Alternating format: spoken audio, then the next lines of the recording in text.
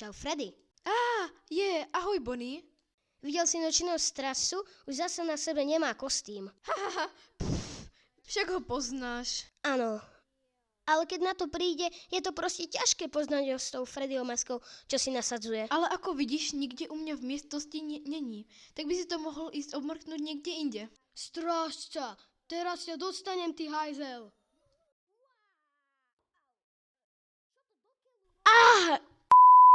No počkaj, ty si videl strážcu?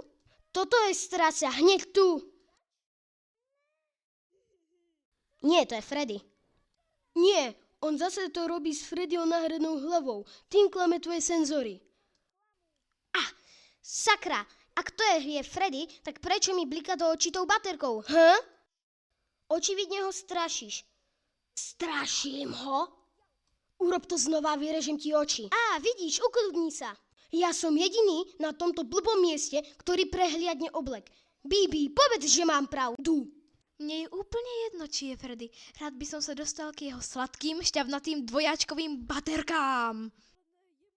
Už toho mám pokrv. Daj tú masku dole, strážca. No, neviem. A viete čo? Kde je Freddy? Nemôžu tu predsa byť dvaja, nie? Freddy? Jo. Tak teraz sú tu dva Freddyovia. Super, Bonnie. O môj Bože, asi ťa buchnem. Moment, o čo tu ide? Hľadáme strážcu. On je strážca. Som si istý, že toto je Freddy. Robíš si srandu? Ty si Freddy.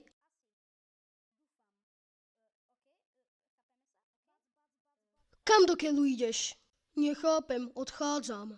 Stále neviem, čo je zle. Hej, Bonnie, pozri sa.